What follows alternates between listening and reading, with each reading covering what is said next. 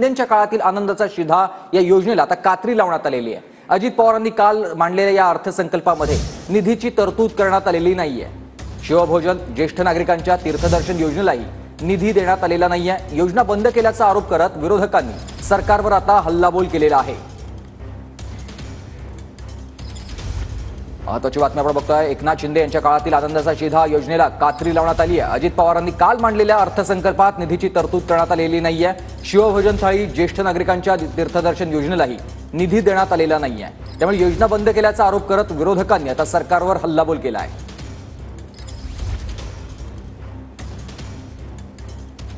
कालच अर्थसंकल्प अजित पवार यांनी मांडलेला 11व्यांदा त्यांनी अर्थसंकल्प मांडला आणि यावेळेला काही योजनांना सध्या कात्री लावल्याचं बोललं जात आहे।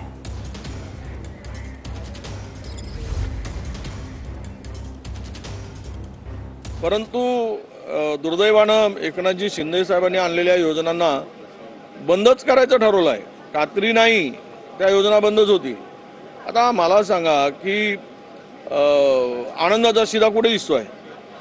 संपला आनंदाचा शिधा, कारण निवडणूक संपली, आनंद झाला, आनंदाचा शिधा संपला। आता गरीब माणूस कुठे आहे? त्याला आता खरं म्हणजे नववर्षाला, गुढीपाडव्याला, होळीला सगळ्या सणाला देत होते आणि आपली होळी साजरी करून घेत होते कंत्राटदार आणि सरकारचे मंत्री। पण आता तो पण गायब झालेला आहे। याचा अर्थ असा आहे की गरिबांच्या योजनांना कात्री लावून ज्या काही सामान्य माणसासाठी, गोरगरिबांसाठी योजना होत्या त्या बंद करण्याचा निर्णय सरकारचा झाला असावा आणि एकनाथ शिंदेंना सांगितलं असावं की आता तुम्ही आणलेल्या योजना पुढे चालवू शकत नाही, कारण हे सरकार ओढीवर चाललेलं सरकार आहे। ओढी म्हणजे ओव्हरड्राफ्टवर, ओव्हरड्राफ्ट घ्यायचा आणि काम भागवायचं, अशा प्रकारची आत्ताची स्थिती आहे। काल बजेटमध्ये अजून एक गोष्ट आपण बघितली असेल, शिंदे साहेबांच्या काळामध्ये म्हणजे मुख्यमंत्री असताना ज्या ज्या विविध योजना तिथं काढल्या गेल्या होत्या त्या बऱ्याचशा योजना अप्रत्यक्षपणे प्रत्यक्षपणे या बजेटमध्ये नाव न घेतल्यामुळे त्या कॅन्सल झाल्यात असं आपल्याला तिथं म्हणावं लागेल। नाहीतर त्यांच्या अंतर्गत काहीतरी कुरघोड्या असल्यामुळे फक्त त्या शिंदे साहेबांनी सुरू केल्या म्हणून आता बंद करायच्यात असा कुठला निर्णय जर दादांमध्ये आणि मुख्यमंत्र्यांमध्ये झाला असेल तो त्यांनाच त्या ठिकाणी माहिती नाही, तर शिंदे साहेबांना माहिती। असं आहे की एकनाथराव शिंदे हे तत्कालीन मुख्यमंत्री होते। एकनाथराव शिंदेनीच ती ही योजना आणली होती। मग त्यांची घोषणा तुम्हाला मान्य नाही का?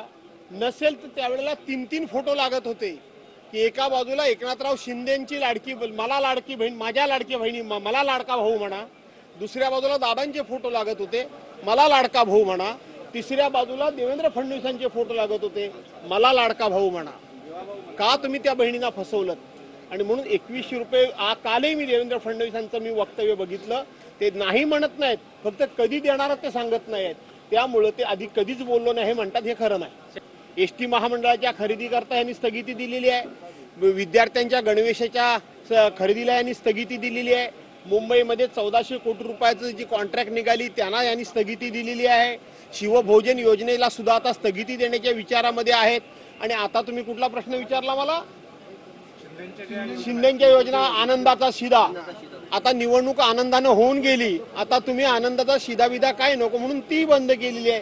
त्यामुळं उद्धव साहेबांना स्थगिती सरकार म्हणणारे लोक स्वतः काय कुठल्या कुठल्या विषयाला स्थगिती देत आहेत हे पहिल्या 3 महिन्यामध्ये आपल्या लक्षात आलं। पुढे बघत राहा, अनेक योजनांना स्थगिती मिळणार आहे। कदाचित त्यांना न विचारता जाहीरनामा बनला असेल असं त्यांचं म्हणणं असेल। आता काय करणार? आता तुम्हाला असं आहे, तुम्हाला आता त्यांच्यावर विश्वास ठेवावा लागेल ना। निवडून आले आहेत, अर्थमंत्री आहेत, तेव्हा ते खरंच बोलतात। ते जर म्हणत असतील की मी 2100 बोललोच नव्हतं तर बोललोच नव्हतं, मग एकनाथ शिंदे खोटं बोलत होते असं त्यांचं म्हणणं आहे, सुनील तटकरे खोटं बोलत होते असं त्यांचं म्हणणं आहे। आता दोघांनाही खोटे ठरवणारे अजितदादा खरे आहेत हे मानलं पाहिजे आपण। माननीय देवेंद्रजींनी आपल्याला एक नाही 4 वेळा सांगितलं आहे, सरकार म्हणून मी सांगतोय, देवेंद्र फडणवीसजींचं सरकार, आमचं सरकार कुठलीही योजना बंद करणार नाही। उलट जुलैच्या बजेटमध्ये पुरवणी मागणी येऊ शकतं, नागपूरच्या हिवाळी अधिवेशनात पुरवणी मागणी येऊ शकतं, पुरवणी मागणी टाकता येतं आणि केव्हाही बजेट घेता येतं। तर कोणती योजना काय होती आपण पाहतोय। शिवजयंती, गुढीपाडवा, गणेशोत्सवात आनंदाचा शिधा देण्यात येत होता। दसरा, दिवाळी अशा 4 ते 5 सणांसाठी शिंदेच्या कार्यकाळात आनंदाचा शिधा देण्यात येत होता। यासाठी सुमारे 602 कोटी रुपये खर्च करण्यात आलेला होता। यंदा मात्र गुढीपाडवा काही दिवसांवर आला असतानाही योजनेसाठी निधीचा निर्णय घेतलेला नाहीये. आनंदाचा शिधा योजनेसंदर्भात अर्थमंत्र्यांचं भाषण आणि तरतुदींमध्ये देखील उल्लेख करण्यात आलेला नाहीये.